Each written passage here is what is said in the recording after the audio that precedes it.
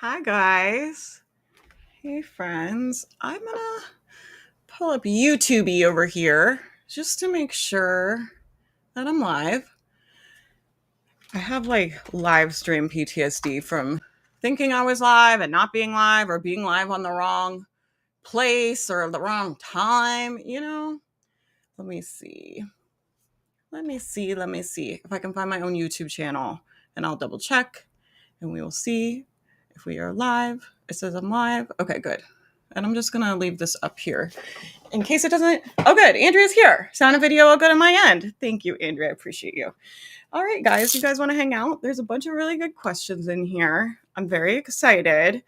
Monday, we're doing Plan Like a Boss. So we're going to do 90-day planning. I'm excited. I've been working on every time I do this, I make a whole new workshop. So I feel like I'm always telling you guys, like, just make a workshop and like reuse it. No, I'm teaching it a brand new way. We're doing a whole brand new thing. I really want you guys to leave with like your 90-day plan done or to have a very clear idea where you know what you're going to do and you can go fill it in. And I'll give you a Notion dashboard with all this stuff in it. And I just feel like 90-day planning will save you a lot of drama and time. The reason that I love it and the reason why I think it is so helpful is because a lot of people spend a lot of time being like, should I do this? Should I do that? Should I post on Instagram? How many times should I do it? Should I do this? Should I do that? Should I just sell this, sell that? We're going to sit down and just make all those decisions now. So you're going to decide what you're going to sell. You're going to decide your price. You're going to decide how you're going to market it. You're going to decide how often you're going to post. We're going to make all those decisions once. And then the goal is the way the mastermind is set up, but even if you're not in the mastermind, you could still take the plan and do this.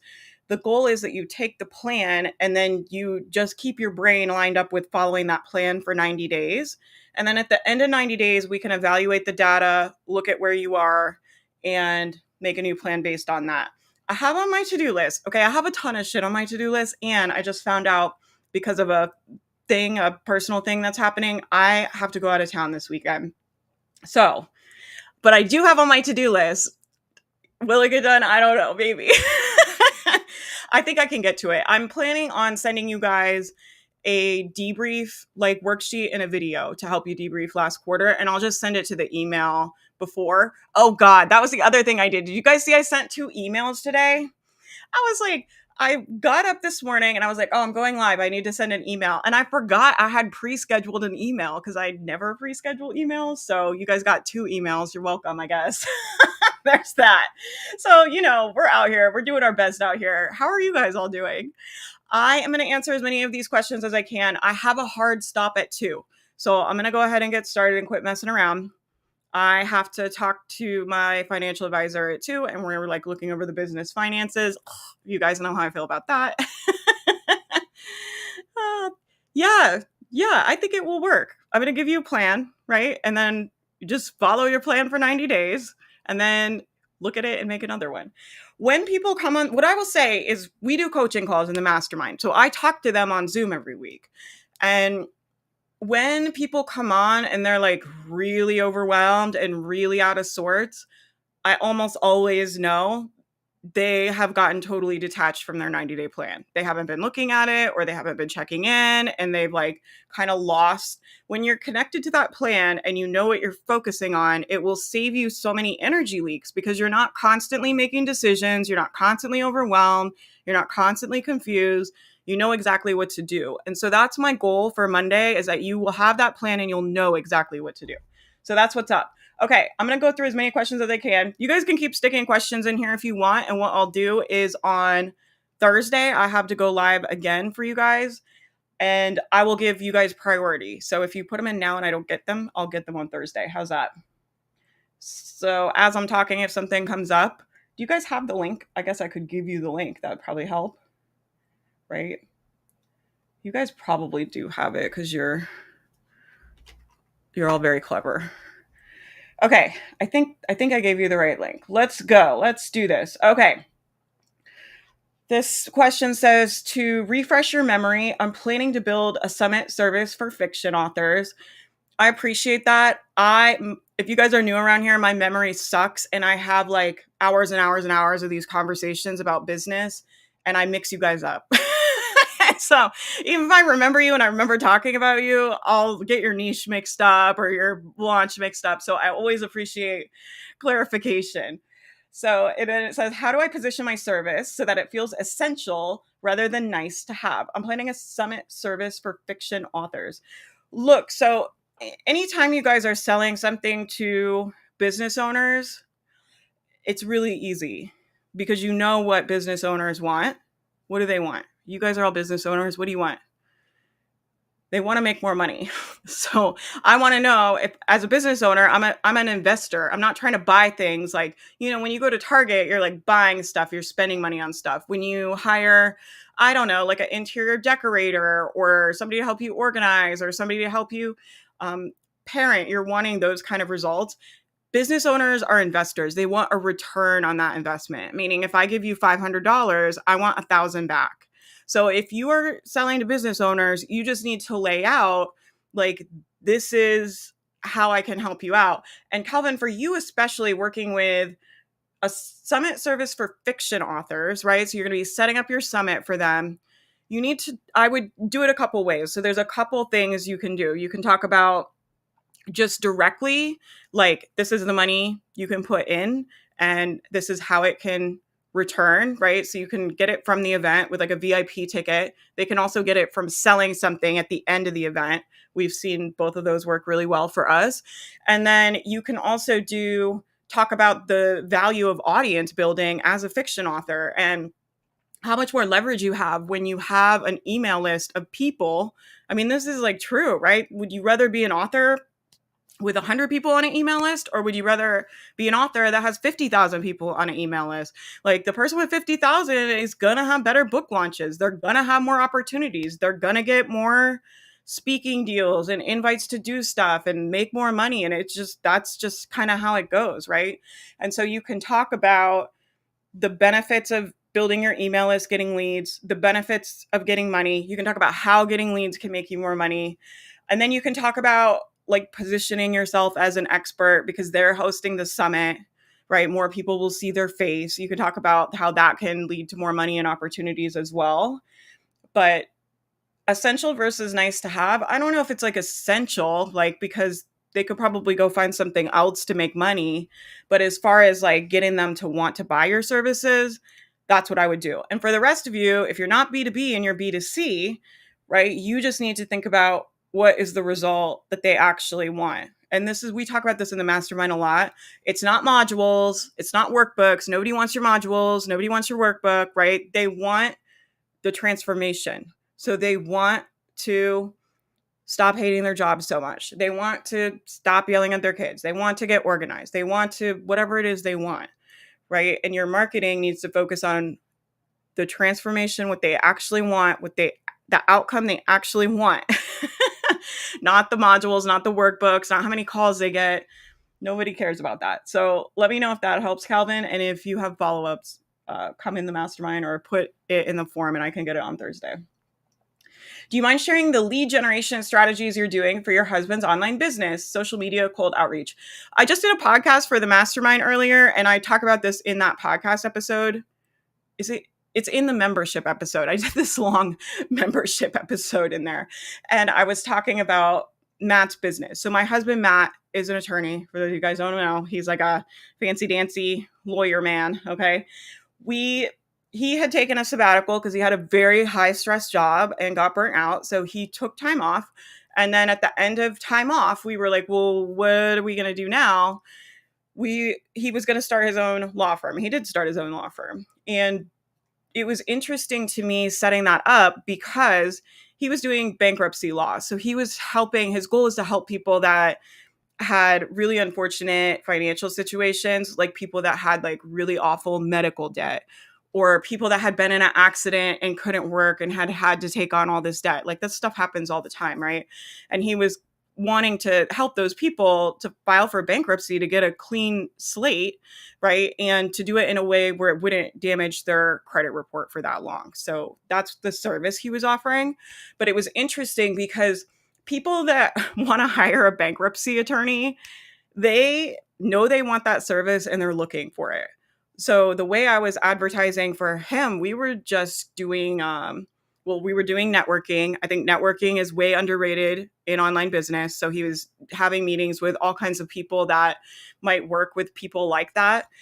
And then we were working on getting him to rank in Google and working on specifically Google Ads, not really like SEO, but learning how to do Google Ads. So when people it also works like it's area focused. So it's kind of a different thing than what most of you guys are doing, because he's only licensed to practice in like certain areas of the state or whatever. So we were targeting when people in these areas Google bankruptcy attorney, that our stuff would come up. And that was going to be the strategy for that. We hadn't gotten so far as to like running Facebook ads or anything. But in the meantime of that, he got a job offer, a really good job offer, and now he's working in Jacksonville for right now. I think we still will do a business for him. I just think we're going to wait for a different time. And I talk more about how I thought through that decision in that podcast if anybody's interested. Let me know if that helps. But that was generally the plan. But what I thought was interesting is, for my business, we do the planning and the coaching and like support and mindset and strategy and all this stuff for business owners. But I have to really educate people about who I am, what I do, what we offer, how it can help them. I spend a lot of time doing that, like on YouTube, on email, on videos, in events. And it was interesting to me, the bankruptcy offer, because it was just like people are already looking for that. It really wasn't that hard to get clients. So all of that to say, I think it can be interesting for you guys to think about what would be a downstream offer you could put out, meaning people already know they want it. They already knew they wanted a bankruptcy attorney. They already knew they wanted to pay for it. We didn't have to explain the value and how it was going to help that. They already knew they wanted it. They already knew they wanted to pay someone, and they were looking for it, right? And so think about that, like and you might not know, like you might not be able to know right now or know right away, but I think it's a good thing for all of us to think about like in our niche, what would a downstream offer look like? Meaning, what are people on their own taking initiative and going and looking for, right? I just talked to a friend of mine. She is a like certified financial planner and like an accountant and a bookkeeper. She has all these like, and a life coach and all this stuff. And she went to life coaching school. She's very excited. And she's an awesome life coach, I'm sure. And she was telling me she wants to offer like money mindset coaching for business owners. And she's like, I'm going to do the money mindset, but then I'm also going to help them with their books and learn how to evaluate their numbers. And I was like, don't do that. Why would I tell her not to do that? Most business owners that are making money are not looking for money mindset coaching. They're looking for CFO services. So I was like, think about the people you want to work with, like businesses that are already bringing in a lot of revenue, right? She's very highly qualified. She wants to work with like big businesses, like multiple 6-figure, 7-figure businesses. They're not looking for money mindset coaching. What are they looking for? They're looking for CFO services. They're looking for someone to do analysis, on their finance reports. They're looking for help, to figure out a scaling plan of where are they leaking money? Where can they save money? They're looking for someone to help them increase their profit margins. And so I was like, you can offer those services and then the coaching will come up like naturally as you're talking to them. But I was like, I wouldn't lead with that because it's going to be so much more work for her to get clients, because she's going to have to go to those people and explain how the money mindset coaching, they're going to be able to get an ROI on it. Whereas people already understand what a CFO is and like CFO services and that kind of stuff. And so I was just telling her, like, basically I was telling her like, hey, position your offer downstream. Like, we don't need to like swim against the current here. Like, you have services people are already wanting to buy and like already looking for. Let's offer that. Right? So let me know what you guys think. Downstream offers, is that a good analogy? How can I shift or evolve my business offerings to keep making and growing money? One-on-one sessions, ritual courses, and kits to support me in a season when I'm changing jobs and don't know my bandwidth and availability until I settle into my new job some more. There's a couple things you can do. What I would do first, if you've been in business for like a year or two or like a little bit of time, I would go back and see what have you already made that you could sell? So if you've already done a live workshop, if you've already done a challenge, like, can we repackage that and sell it as a digital product? Digital products are really good for this because you just make it once and sell it. If there is a course, you want to, like, a big course you want to release like next year or something, and it's like you have this goal of like releasing a big signature program, could we map out the first chunk of that, and could you sell the first 3 modules as one-off workshops? That way you're working on something that's going to make us money in the future and bringing money now, and then you could just record it once and sell it. The other offers I like for this are things like boxer coaching are good because you don't have to have like an hour block cleared. You can do it in between things or other things. So you can say, you can boxer message me, I'll get back to you within 4 hours or something, right? And just make sure you're clear. The other thing I'll say is I've done programs. I did this recently. Was anybody here in the live round of We're in Business Now? I've done courses where I've been very upfront with people, and I did this and We're in Business Now. And I said, look, this is my intention. This is what is laid out. I gave them the whole schedule. But then I told them, I have PTSD. I have clinical depression. I am feeling better right now, but I'm not 100% sure what my capacity will be. And it was a very, like, that schedule particularly was very aggressive. It was like a very ambitious schedule. Okay. So it was like I was making a lot of stuff every week. And I was like, I don't 100% know that mental healthily I can sustain this pace.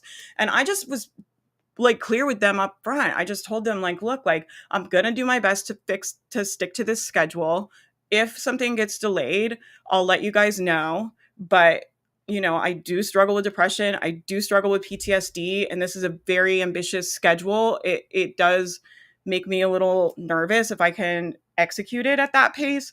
So let me try it for a couple weeks. And if I need to push things back, I'll let you guys know. Everybody was very chill with that and cool about that. And we also gave them a really good deal on the beta. So, people that want to work with you, if you put together something awesome and you're like, you could do like a one-on-one package that's like, hey, this is my special hectic life season rate.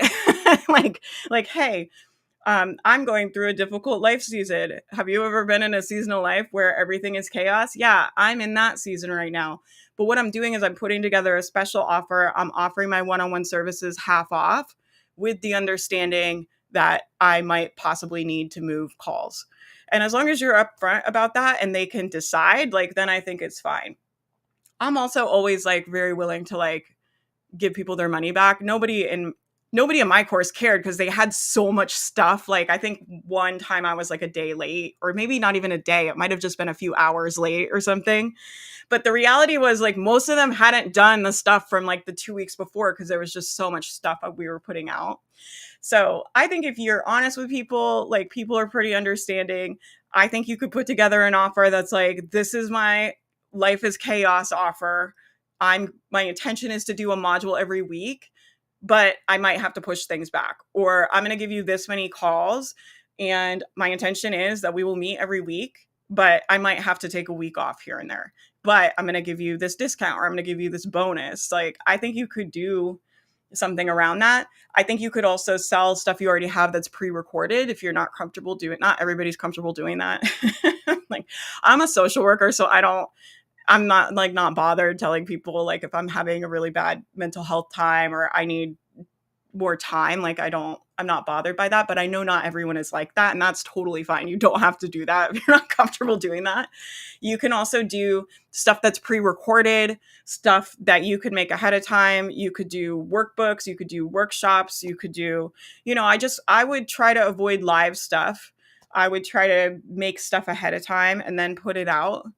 I think you could also do, if you wanted to do a big course, if you had the capacity and you wanted to do something that's like a 4-module course, what I would do is pre-record the first module, and then you're like a full week ahead of them, or the first 2 modules, then you're like 2 weeks ahead of them.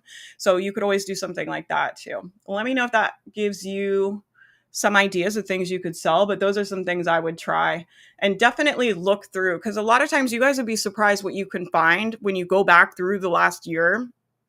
If you spoke at somebody's summit and you did a workshop for it, you might be able to repurpose that. If you did a challenge, if you did a training, if you did, there's lots of different stuff you can repackage into little products, or you can take the little products and use them as bonuses and run a really nice flash sale on your stuff. The other thing I've done for people recently that need a cash injection is to do an all access pass. So just give them a really good deal on, like, if you buy these are all my products and it usually would cost this, but if you buy all of them, you get this price. It's a really good deal for them because then they get everything, but it's also a good deal for you because it's a very small percentage of people. I love you if there's any Faith Mariah diehards in here, right? There's a very small percentage of people that are going to buy everything you put out. Usually people will buy, a thing here and there or some of your stuff, but most people are not going to go in your shop and just buy everything you have, right? So it's good deal for you and good deal for them, if that makes sense. So those are some ideas. But if you guys have any ideas, put in the chat. But those are some things I would consider. Okay. This was a second question she has, but I'll circle back to it if I have time. Thank you, Nikki, for doing that. How do I promote myself as a personal brand and where best to do that? That's a great question, Vicky. I'm selling me as an inspiration, creative, visionary speaker. I love that for you. Let me walk you guys through how I would figure this out, because I think it will help all of you guys, because a lot of you guys need to figure out what you're going to do to promote. And spoiler alert, on Monday, you're going to make a decision about it. So get ready. You might want to let your little wheels turn about it. But Monday is decision-making day. Okay. Let's see. So how do we promote? How do we figure out where to promote yourself? I would think about, there's three things I would think about. I would think about, where do you like showing up and where is sustainable for you? Where are your people at? This one is not as important, I think, as people think, but there are some niches where it matters. So what I mean by that is, there's a billion people or something on Instagram. There's a lot of people on Instagram. To say your people aren't on there is kind of meh. I don't know about that. But what I will say is there are certain platforms that cater better to more niches, specifically LinkedIn. That's really, I don't usually recommend everybody go on LinkedIn unless you're working with young professionals. I have some career coaches I've worked with that are over there. I have some people that work with career professionals. That's their target market is career professionals. I have someone that coaches attorneys that's over there. That is something a platform that you really need to consider your niche. And then I would say Pinterest too. Not everybody does good on Pinterest. It kind of caters to certain niches. So I would think about, where do you like making content, and are your people hanging out there, and does that platform kind of cater to that, if that makes sense? And then I would think about the organic reach of the platform. So I'm going to go over all of this on Monday, because we're going to actually pick your guys' platforms. But generally, what I am recommending right now for something like this is TikTok or Instagram Reels and carousels. Those are the places I'm seeing with the most organic reach. Nothing is beating TikTok still in terms of virality, in terms of reach, in terms of ability to reach a ton of people and grow really fast and get out of the suck phase fast. Nothing is beating TikTok still. It just is it's not as good as it was 2 years ago. You guys remember 2 years ago? I was go on TikTok. I was yelling at everybody because I knew that was a limited time opportunity, because it was crazy viral on there. It's not like that. It slowed down a bit, but it's still, I think, ahead of other things. I'm really liking YouTube right now. I think there's a lot of opportunity on YouTube. And from what I can tell, there's indications that they're starting to promote small creators more, which I think is really nice. And I'm also seeing that the people I coach that have YouTube channels, they have an audience of buyers. Their email list likes buying from them. They've seen them on camera. They've spent a lot of time with them. They know who they are, and they convert very well. So those are my main thoughts, Vicky. Let me know what you think. But if I were going to do a personal brand, I would do TikTok, or you could do Instagram Reels too, if you're liking Instagram a lot more. let me know what you think, and we'll decide on Monday. Everybody's going to decide on Monday. So simmer on that a little bit if you need to, because we're making your plan on Monday. You're going to decide where you're going to post, how often, what you're going to sell. We're going to talk about your revenue loop, your nurtures, all of that. We're going to decide. Judith says what are 3 methods that work right now to get prospects to a free strategy call? I will invite them from my list. What would you do other than that? Here's what I'll say about strategy calls is like, people want strategy calls with you and want to get on a call with you when you have helped them and they trust you, they feel like they know you, and you've really helped them. So if I wanted to book a lot of strategy calls, I would focus on being as generous and as helpful as possible. Think about your email list and think about, have you actually gotten them a result? Not like, have you wrote something useful or wrote something. So people used to do this thing where it was like, give value, give value, right? And it's kind of like, well, what does that mean? And it's like such marketing mumbo jumbo. And it's not really like, I don't think for stuff like this, for strategy calls, and I'm imagining you're probably selling coaching if you're doing strategy calls or a high ticket something, they really need to trust you and feel like you have to prove to them that you know what you're doing.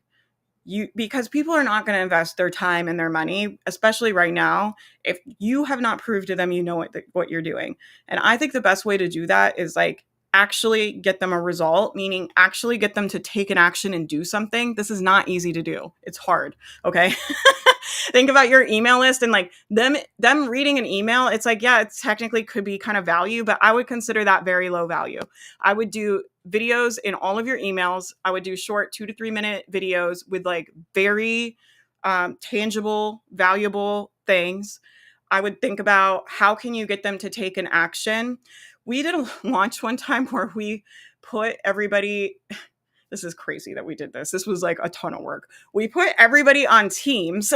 We matched everybody up on Teams. This was a free event. It had like hundreds of people in it.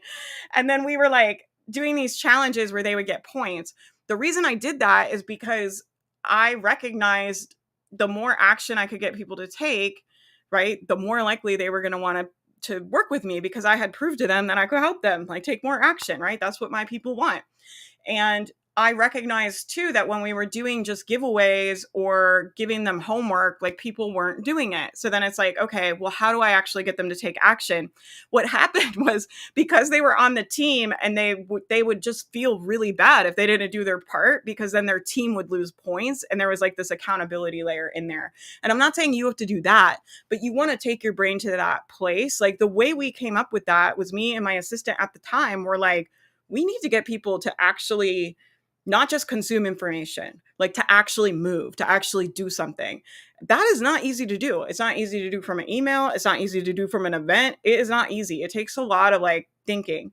So I would think about, how can you actually get them a real result, meaning they do something different or they have an experience they wouldn't have had if they hadn't consumed that content. I would make sure that they're seeing you on video. And I think a good way to think about it is, how can we up-level your content enough where people are emailing being like, how can I work with you? Like, how can I work with you? I want to hire you, right? Think about that. And if you don't have something like a podcast or maybe long form, you might want to consider doing some type of long form content. Like I'm saying, I see YouTube converting really well for people because it's a longer period of time they're spending with you and they feel like they know you. They know what you're about. They know your vibe. And if they like you, they're going to want, when you pitch your strategy calls, then they're going to want it. So that's one thing, is like, how can we get your content to where here's something that I used to say all the time. I think I taught this in like Great Marketing Breakthrough. If any of you guys have that, it was a really good like 3-day training we did about marketing. It's in my shop, I think, still. But we talked about, if they were paying $20 a month to be on your email list, would you feel good about what you're putting out? So pretend, it's like a thought experiment, but pretend everybody on your email list is paying $20 a month to get your emails, and then start writing from that place and think about, well, what would you have to send to them? What would you have to deliver for them? Like, what would they be wanting, right? And start writing your emails from that place. The other thing is you also need to be getting new leads. So I don't know what your lead gen strategy is, but if I was coaching you, I would want to talk about your nurture strategy. I would also want to make sure that you have new people coming in. So that's something to check on. Like, how many new email subscribers did you get in the last 30 days? That's something I would ask. Or how many subscribers do you get a month, like ish? Like, that's something I would ask. And then the other thing I'll say is you want to be careful with this, but you want to explain to them why they should get on a strategy call with you, because they don't want a strategy call. Like, what do they want? Like I was saying, they don't want a workbook, they don't want a module. What do they want? I have a friend who does consulting for Facebook ads, and she's like, hey, when you book a strategy call with me, we're going to talk about working together. She's like very upfront about that, but she's also like, you'll leave the strategy call with your first two ads outlined. She's like, you'll leave the strategy call with my exact formula for how we do headlines that keep our ads the lowest in the industry, like the cost per lead, the lowest in the industry. And I'm going to give you that formula on the strategy call. Like, that's a lot more enticing than like, hey, get on a call, right? So I would lead with something like that. You're going to leave the call with this. Like, this is what we're going to do on the call. Like, do something with them on the call that they want. Or give them something on the call that they want. And then tell them. And then at the end, we can talk about what it would be like to work together, right? So it could be like, if it were me, it would be like, hey, we're going to map out your next 90 days in your business. You're going to know exactly what to do. We're going to make the complete plan on the call. You're not going to have to make any decisions for the next 90 days after that. And then at the end, we can discuss what it would be like to hire me and my team, right? So I would look at your pitch. I would look at the value. The value stuff is really the big part, though, because I'll tell you, if your stuff is good enough and people like it enough, they'll want those strategy calls. So look at all of that. Let me know how that goes. But those are the, I don't know, main things I'm seeing as far as like getting consults. What I'll tell you too, the other thing I've seen work for, I've had some people try this and it hasn't worked well, and I've had some people try it and it worked really well. So I don't know your niche off the top of my head, but what I'll say is we were doing these like open houses or like group calls. Some people do not like getting on one-on-one calls. It's like kind of awkward, right? Do you guys feel like that? I'm like, I don't want to get on a one-on-one call with you. The other thing is like, do they need to get on a one-on-one call? Like, could you just sell the thing without getting on a one-on-one call? That's something to consider, is like, maybe they don't need to get on a one-on-one call. Just give them the price and the information. I'm like this as a buyer. If I want to work with somebody, I am not getting on a one-on-one call with you. I'm going to message you and be like, hey, I have a business. I need help with this. I would like help from you. Can you tell me how much this is? And if they're like, no, you have to get on a one-on-one call, I'm like, I'm not doing that. I don't have time to do that. I don't want to do that. I'm like, you can either give me the price. And if they give me the price, I just pay them. It's not even like they have to sell me. I'm like, I'm already want it. So some people don't like doing one-on-one calls. What we were doing was like group calls. So you would say, instead of doing whatever you're going to do on your consult on a one-on-one, you would just say you're going to do it on a group call. So you would say, like for the Facebook ads, you would say, hey, we're doing this free workshop. By the end of it, you're going to have our exact formula for doing headlines. You're going to have your first ad completely mapped out. And you're going to have, I don't know, a whole strategy or something you can run. And I'll also have a special offer. If you do want help afterwards and you want to hire me and my team, we'll have a special offer for you to do that. And so you would pitch it the same way you would pitch those one-on-ones, but it's a group call. But you think about it the same way as a one-on-one. What I see is like people that do the one-on-one strategy calls, they kind of have in their mind like, okay, I'm going to talk to them, I'm going to connect with them, I'm going to tell them how I can help them, and I'm going to give them the offer. It's the same thing. It's the same structure, just with everybody on one call all at once. And what that does is it just helps the people that don't want to get on a call one-on-one because they feel awkward, or and they can watch the replay. Like, they don't have to come like live. Like, that's really nice for people. It's nice to have an option. So you could test that. I've seen people do open houses. I've seen people call them group consults. I've seen people just call them a workshop, whatever you want to do.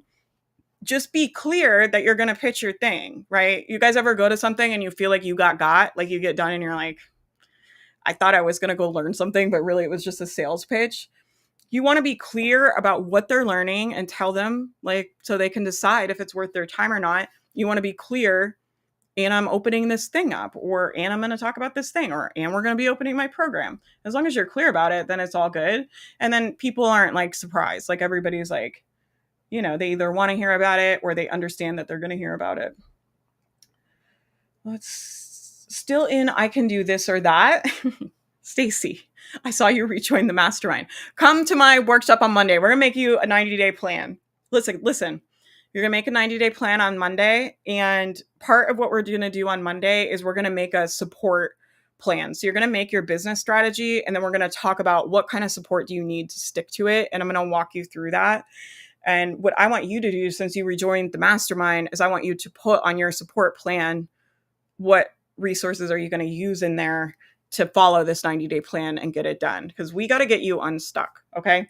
So let's do this. Let me read the rest of your question. I only read like 5 words. Still in this or that, currently making a tripwire in the crafting space that I eventually do a summit on or challenge. Help. I don't know what this question is, Stacy. What is this question? I would say make a plan, make a decision, write down all of your little decisions you need to make, and just make some choices and just see what happens. What I'll say for everybody, being a fast decision maker, I think can make you a lot of money. I think most of the time when we're thinking, should I do this, should I do that, should I do this, should I do that, spending all that time, it's usually not a good use of time and energy. It's usually costing you money. Like, it's not saving you money, it's costing you money. So let's just make all of your decisions, and then let's make a plan for the next 90 days, right? And then it might be that on Fridays, you need to do a check-in with yourself and go over your 90-day plan again to reconnect to it. It might be on every Monday morning, you need to put blocks on your calendar of when you're going to work on your 90-day plan. You might be that you need to get a co-working buddy, or if you're in the mastermind, you can sign up to host co-working, and then your ass better be there because I expect you to. If I put on my calendar, like, you're going to be there, you're going to be there. And that's why people in the mastermind like hosting co-working, because they're like, I know I have to be there or Faith will be mad. So if you need that accountability, you can do that. But let's make a 90-day plan and then come to the workshop on Monday, or watch the replay. If you're in the mastermind, you just get the replay. You can watch it whenever. But let's make a 90-day plan for you. Make those decisions about what you want to do. The other thing I'll say about the 90-day plan is, like, it doesn't have to be the dream business. It doesn't have to be the be all end all, right? It just needs to be headed in the direction we want to go. Like, my goal really for everybody isn't that you pick the perfect business model and the perfect niche and the perfect thing right out of the gate. I don't really see business working that way. I see most people try a bunch of different stuff till they figure things out. Pretty much everybody I know that is making a lot of money, they didn't start with their business, right? It's not like they started as a beginner and they were like, this is my target market, this is my product, this is my marketing plan, and then they just went in a straight line. Usually they did that, and then they did something else, and then they tried that, and then they didn't like this about it, and then they changed to this, and, like, you wiggle all over.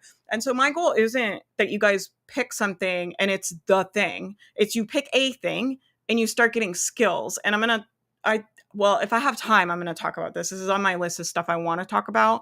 But I would think about a skill inventory as far as, like, what skills do you need to have the business you want? And as long as you're practicing those skills, then it's never a waste of time. Because the reality is, we have to learn how to do email marketing. We have to learn how to do lead gen. We have to learn how to do, for a lot of us, social media and being on camera and selling and making products and making landing pages and making stuff. There's a lot of skills you need, right? So I would focus, maybe instead of picking the right thing, I would focus on building the skill. Does that make sense? So instead of, sometimes when I coach people that are indecisive, a lot of times they're like, I need to pick the right thing or it's going to be a big problem. And, like, what if that's not true? Like, what if all we need is for you to pick something so you're building the skills you need to have the business you want someday. Like that's really my goal with the 90-day plan. So simmer over that. Put a follow up on Thursday. I don't know what to do with this question other than that, Stacey, but let me know. I just finished hosting co-working in the hour before this. Co-working is the best. Yeah, we do co-working in the mastermind, and you guys can sign up to be a host, or you can just go to ones hosted by other people. If you host, you get to come to a bonus call, which is fun. That's usually a small call, so people like that. But a lot of people don't even come to the bonus call. They just want the accountability because they know if it's on the calendar and they know other members are planning on coming, like that they have to show up and do their work. So a good hack, if you're in the mastermind, is figure out your office hours, like when you want to work on your business, and then sign up for co-working on those times. And then it's like, you'll be accountable to have to be there. And I'm like, even if nobody comes, like I expect you guys to be there at that time in case somebody does show up. How do I market promote my YouTube channel and quarterly magazine about creativity for self-care? Yeah. Is it Angelia? And I don't know how to say your name. I'm so sorry. I know I keep saying this, but come on Monday because it really will help you because we're going to make a marketing plan for you. But let's see. We're going to do a YouTube channel and quarterly magazine. Well, the YouTube channel, ideally, it doesn't like market itself, but it has reach. Meaning if we're putting YouTube videos up, the goal is people will be searching for things on YouTube and your video will rank. So think about the people that are interested in your work and the stuff that you're going to be selling and doing. What would they be searching for on YouTube? And make a bunch of videos about that. And then I would use the YouTube channel to market the magazine. What I would do, and I would do at the end of every YouTube video. I do this in mine. I try to do this in mine. I'm like, did I do it? I think I've done this in the last views. I do it in most of them. I think I've done it in the last, I'm pretty sure I've done it in the last like handful of videos I put out. But what I would do is put in there a pitch for them to get on your email list. So I would try to use the YouTube channel to grow your email list. And then I would use the email list to do sales, right? So that's what I would do. Does that make sense? If you go look at my channel, you guys will see like in the branding, I did this video about like branding, like use AI to make $10,000 worth of branding assets or something. And it was my actual process I used for this other business I'm starting. I just saved it all and put it in a template and made a video about it. But in the video, I'm like working off of this Notion page and I'm telling them like, hey, like if you want these prompts or you want this page, like the link is in the description.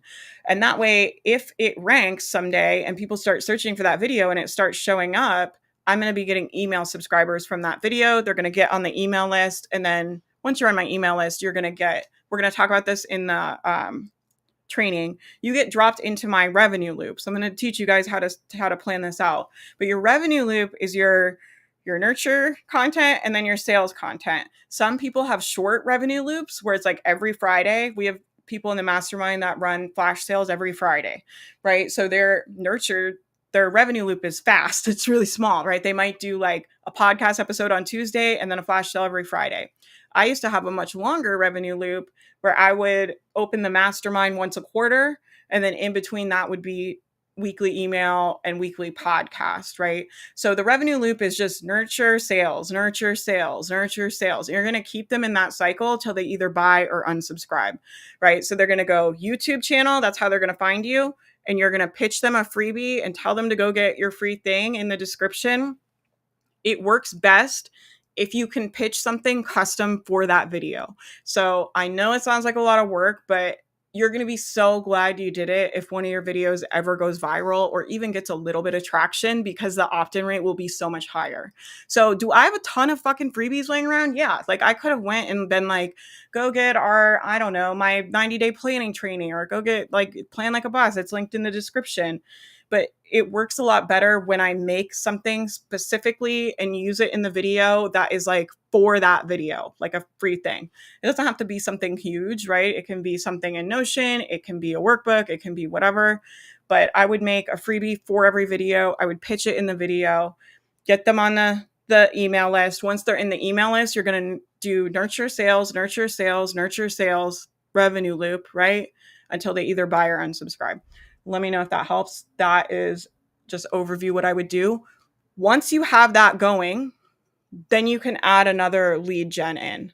So once you guys have your revenue loop going, right, you're like nurturing and doing sales, you're nurturing and doing sales, you're just doing this all the time anyway, then it's like if we drop more people into that loop, you're probably going to make more money, right? So then it's like, okay, we have this stream of people coming from YouTube. Do we want to run ads? Do we want to do Instagram? Do we want to do Pinterest? Like maybe you're going to take your YouTube videos, put them on a blog post and put it on Pinterest.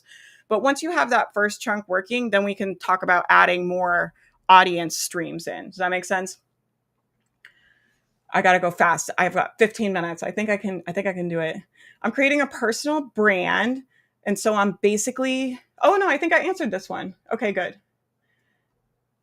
Okay, I might get through all of these. Good for me. This one just says, how can I get started? I love this question. That's a really good question. I will tell you if you have no idea what you're doing. So there's kind of like two camps of people that come to me, right? One of them is like, hey, I've had a brick and mortar forever, or I've been working for someone else doing this service forever. They have some kind of expertise they come with, and then they come to me and they're like, now I want to do it online, right? So I want to pivot from doing yoga in person to online, or astrology from in person to online, something like that, right? So they already know what they're going to sell. They already have sales experience selling it. They already know how to talk about it. They already know what their product is. They kind of already know their brand. They kind of already come with this chunk. And then I have people over here that are like, I want to have a business, right? And they have no idea what that business is. And that's totally fine. My recommendation is to just start posting on social media and just start building like a personal brand. So just share things you're interested in. And what I like to tell people to do is think about a journey you might want to take a client on, or a result you might want to get a client someday, and get that result for you and document it on social media. That's one way to do it. And I always tell people, do 100 posts in 30 days.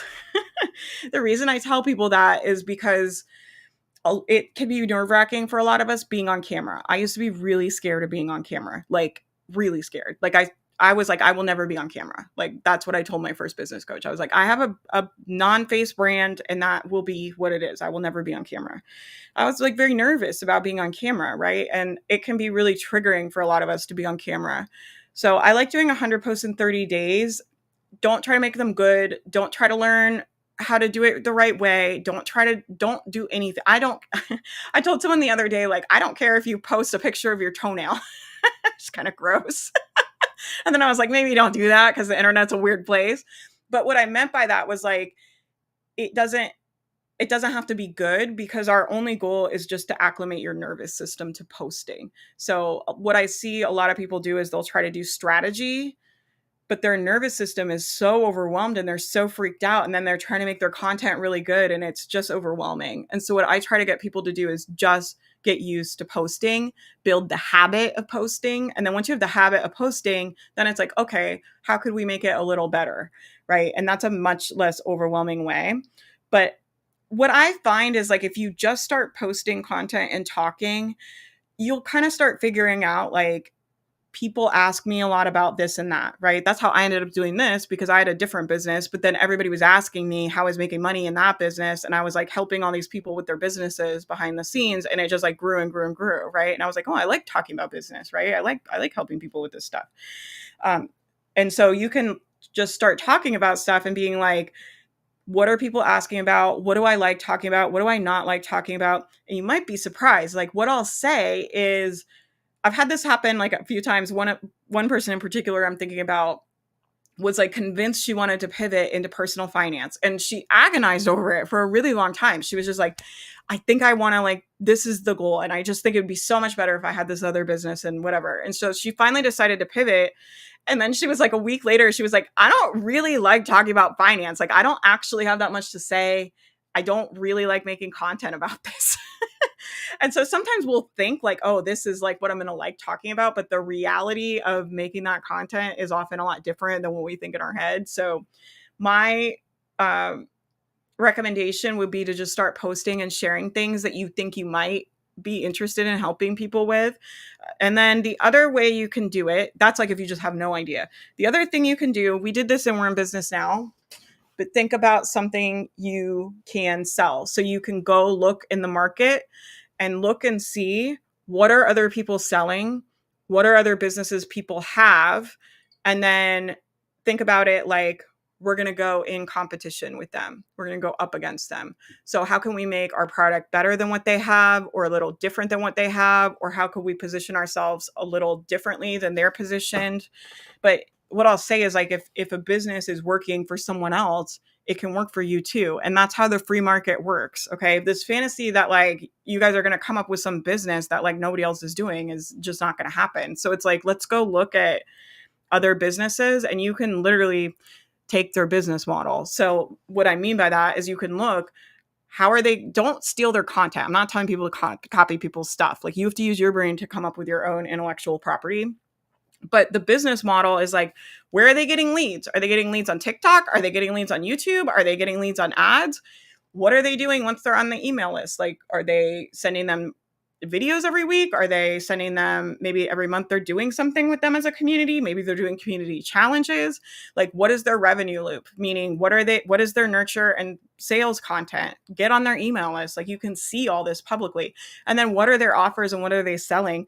And you can use that, even if it's in a different niche, you can use that structure for your business. Meaning like, oh, maybe they have like 3 low-end products and they sell them all bundled together, or maybe they have a workshop and then they have a one-on-one consulting package, or they have like, you could make your version of that, right? And that's how the market works. And then it's like the person with the best marketing typically wins, like, to be honest. Like that's kind of how it goes. It's like the person with the best marketing gets the most sales, and if that market's too saturated and your marketing isn't good enough, then you'll get cut or other people will get cut, right? So I'm very competitive. So I'm always very motivated by that. I'm always like, what are they doing and how can I do it better? Like, what are people offering? What are they missing? When I started my offer, I was like, there's all these courses. This was like a while ago. I've had the same offer for a long time. But when I launched mine, there were all these courses that had no support. So there was nowhere to ask questions. There was no live calls. There was no anything. And I was in these courses and I needed help. Like I didn't know what to do. And so I offered the mastermind, which has a lot of live calls. They can ask me questions. They get the Q&A forum. They get the Zoom calls. They get all that stuff. And it really was positioned as like a gap I saw in the market, right? Where it was like, what are people not getting? Once you have the product idea, then we can start getting people on your email list so we can market this product. And we're going to talk more about this on Monday. I'll teach you guys the 3-part business engine, and I teach this in We're in Business Now, but it will help it make sense. Once you have the product, right, then we need a way for people to find you, and we need your revenue loop, right? So nurture, sale, that cycle, right? Way for people to find you, and then you drop them into the revenue loop. Okay. So hopefully that was that was a vague answer for a vague question. I lost my belief in myself. I was ill for so long. Oh, I'm sorry to hear that. That is so hard. I ghosted all my best plans. I'm restarting now. How can I build my confidence again? Need a pep talk, please. Yeah, Judith, who do you want to help? Sometimes like, how do I say this? I mean, I think like your confidence will rebuild over time. And sometimes I just think like, for me, like I don't always feel confident, right? But my belief is like I have experience and I have expertise and I have lived experiences that can still help people, that are still useful. And one of my thoughts that's gotten me through a lot, Judith, is just like, even if I don't feel confident right now, I still want to work on my business. Even if I don't feel confident right now, I still want to see if I can help somebody. Like that always really motivates me. You have to find like it's different for different people, right? But I've always been like, I'm a social worker like that. I've always been like, I like helping. Like my favorite feeling, I think, is like to feel useful, to feel like I'm doing something useful for people and for the world. And like, I just like to feel useful. And so one of mine is always just like, I just want to try to help somebody. And you don't have to feel confident to help somebody. You don't have to feel confident to build a business. You can. And I think we can build your confidence. But like, I also think we typically lose our confidence over time. It's probably going to take time to build back up. But what I'll say is, like, if you're even thinking about starting again and even taking a little tiny step, like coming here, like you are starting to move forward again. Right. And that's all it is. All any success is just like one fucking foot in front of the other, right? And so you're taking those little steps, you're already doing it because you're putting questions on here. You know how many people like probably had questions and were too embarrassed to put them in that form? A lot, okay?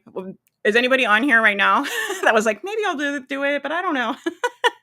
Like, maybe you're not as unconfident as you think, and maybe you're already moving. Like you're all that's like something that I like thinking about is like I'm always moving. And then I'll tell you my other one that's gotten me through a lot is like I've been saying this a lot in the mastermind, but I'm just like down is on the way to up. I just I just cling to that belief when things are hard. And personally, I have evidence of that just because I've seen things change in my own life. I've been through shitty things and now I'm better. So, you might not be able to use that one right now if your brain is really being an asshole and like really has a lot of troll thoughts and really like, processing. It's kind of traumatic, I'm sure, to be like sick and like be knocked out of what you really wanted to do and not be able to do that. So I think just have a lot of compassion with yourself.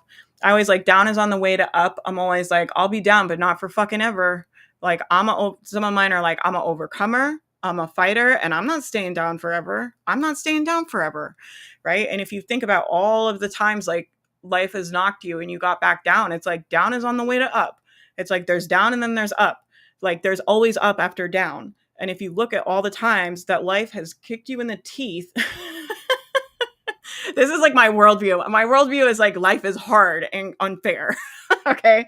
So it's like, how many times has life kicked you in the teeth and like you kept going, right? It's like down is on the way to up. That is something like I cling to, at least in difficult times. But you can find your own, right? It might not be that, but it's just like the other one I use a lot is just like every step adds up. So as long as you take some kind of step forward, you're moving forward, and all forward moves more forward momentum, creates more forward momentum. And I think our brains love to think like, oh, a small step doesn't count. Like, it doesn't matter. Oh, I came to live, but it's not a big deal. Or, oh, I put a question in, but like, that's not like, that is the bullshit, right? So you've got to be like, every step counts. I was doing this. I decided not to write the book because I decided to do something else. But there was a month or two where I was working on a book and I was writing like a chapter every 2 weeks. And my brain would always be like, like I don't, I just don't ever want to work on it. And it just felt like such a big project. And I always just had to focus on like every single word counts, and there's no books without words, and as long as I'm putting some words out, we're getting closer to where we want to go. And I would have to think about that a lot, like that every small step adds up, every page adds up, every letter, every word, every page counts and is forward momentum to where I want to be, and all of it matters, all of it is important.